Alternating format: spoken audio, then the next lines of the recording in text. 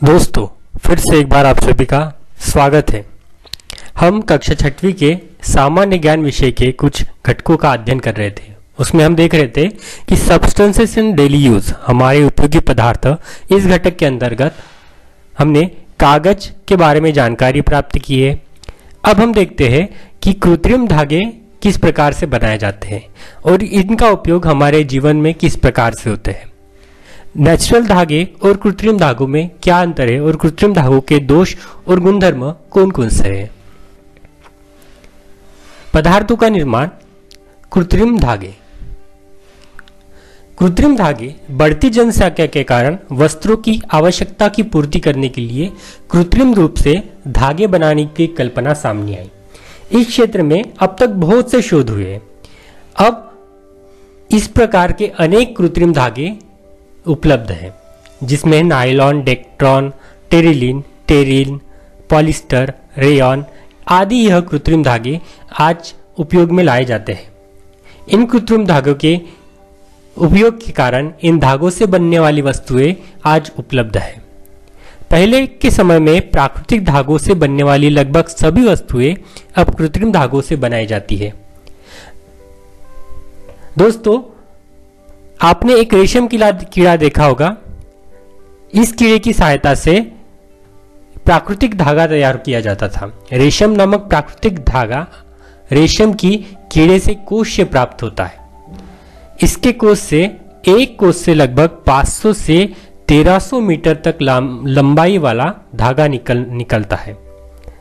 ऐसा कहा जाता है कि रेशम का बड़े पैमाने पर उत्पादन सर्वप्रथम चीन से प्रारंभ हुआ है और उसी से ही रेशम धागे का उपयोग होने लगा। कृत्रिम धागे में हम देखेंगे सबसे पहला धागा है नायलॉन। अब नायलॉन की निर्मित कैसे हुई है? इस धागे की खोज एक साथ न्यूयॉर्क और लंदन में एक ही समय में हुई है। इसलिए न्यूयॉर्क के NY तथा लंदन के LON आद्याक्षर एक स्थान पर रखकर इस धागे को नायलॉन नाम दिया है।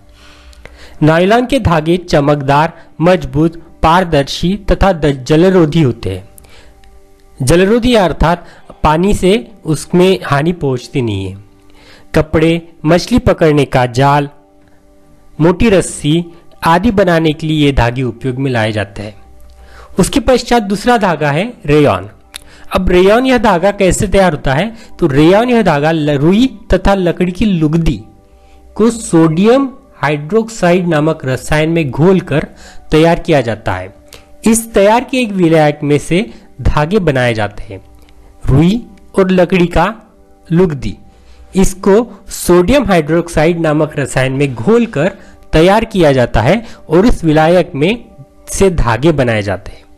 इसमें मजबूती और चमक होती है। इस धागे में मजबूती और चमक होती है, इसलिए इसे कृत्रिम रेशम कहते हैं।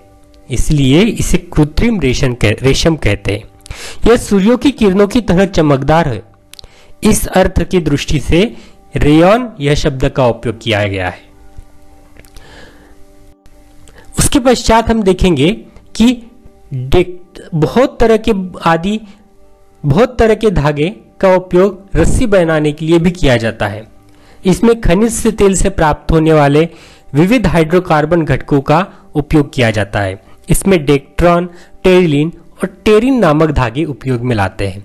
अब यह धागे कैसे निर्माण होते हैं? तो यह धागे खनिज तेल से प्राप्त होने वाले विविध हाइड्रोकार्बनिक घटकों का बहुलुकी श्रृंखला बनाने में उपयोगी होता है।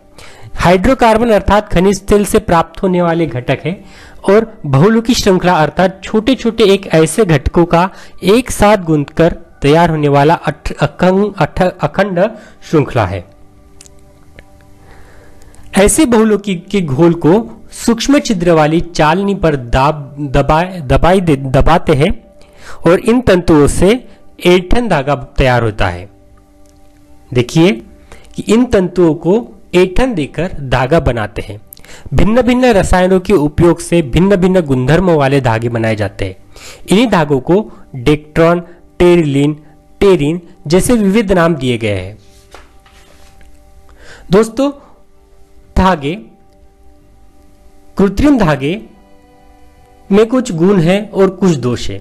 इन गुण और दोषों के कारण इनका उपयोग किस प्रकार से किया जाना चाहिए, यह हमें विचार करना चाहिए। सर्वप्रथम देखेंगे गुण।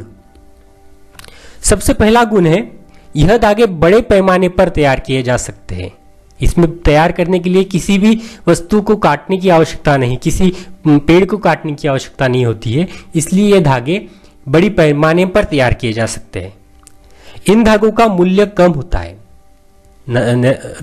नैसर्गिक रूप से जो धागे तैयार मिलते हैं उनके मूल्य की अपेक्षा इन धागों का मूल्य बहुत कम होता है। ये बहुत टिकाऊ और मजबूत होते हैं। टिकाऊ और मजबूत होने के कारण इनका उपयोग दैनंदिन जीवन में किया जाता है। लंबे समय तक उपयोग में लाए जा सकते हैं। यह धागे लंबे समय तक उपयोग में लाए जा सकते हैं।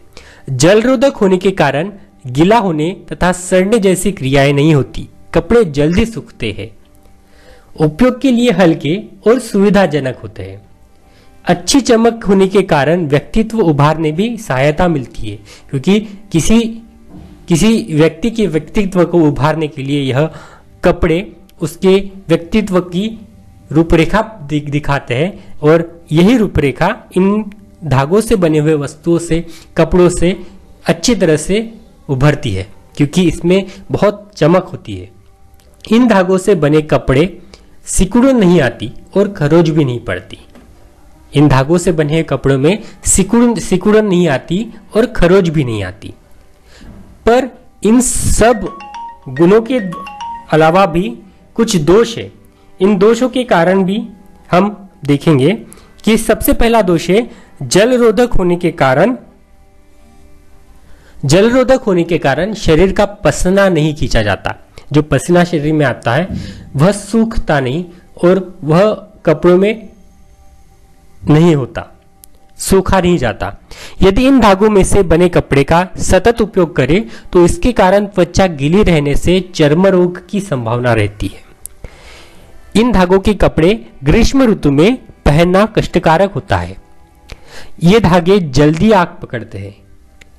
इन धागों से बने कपड़ों में आग लगने पर वे त्वचा में चिपक जाते हैं और गंभीर घाव होते हैं, और धागों का सूक्ष्म जीवों द्वारा अपघटन नहीं होता। इन दोषों के कारण भी कुछ समय इन धागों से बने हुए कपड़ों का इस्तेमाल नहीं किया जाता। पर इन सभी दोषों के बावजूद, गुण और दोषों को एक साथ मद्देनजर रखते हुए हमको यह निर्णय लेना पड़ता है कि इन धागों का उपयोग करना चाहिए या नहीं। अभी तक हमने हमारे पास कौन कौन से वस्तुओं का निर्माण हम कर सकते हैं, कागज का निर्माण किस प्रकार से किया जाता है और धागों का निर्माण किस प्रकार से किया जाता है, रबड़ का निर्माण किस प्रकार से किया जाता है, यह हम देखते हैं। इस घटक में से हमने कौन कौन सा वैज्ञानिक दृष्टिकोण यह उजागर किया है, यह जानते हैं कि प्रकृति को बचाने के लिए वृक्ष को बचाना आवश्यक है, वृक्ष बचाने के लिए कागज को बचाना आवश्यक है, और कागज का पूर्ण उपयोग करना आवश्यक है, कागज का पुनष्क्रमण करना आवश्यक है। उसके बाद कृत्रिम धागों के दोष को ध्यान में रखकर उसका उपयोग करें तो प्राकृतिक संसाधनों पर होने वाला तनाव कम हो सकता है। कृत्रिम धागों के दोष को ध्यान में रखकर उसका उपयोग करें तो प्राकृतिक संसाधनों पर होने वाला तनाव कम हो सकता है। इन दोनों वैज्ञानिक दृष्टिकोण के बावजूद हमको यह ध्यान में रखना चाहिए कि हमको कृत्रिम धागों का उपयोग करना चाहिए। देखो दोस्तों कि सभी घटकों में से हमको उपक्रम करने होते हैं। इस घटक से हमको अपने परिसर के रबड़, कागज तथा वस्त्र निर्माण उद्योग वाले कारखाने में जाकर उसके विषय में जानकारी प्राप्त करनी है और कागज के विभिन्न नमूनों का संग्रह करके उसमें लिखना है कि कौन कौन से कार्यों के लिए इसका उपयोग किया जाता है। पुरानी कॉपी के कोरे पन्ने को निकालकर उससे एक नई कॉपी तैयार कीजिए जिससे हम किसी वस्तु का, एक वृक्ष को बचा सकते हैं। धन्यवाद दोस्तों, घर में रहिए और सुरक्षित रहिए।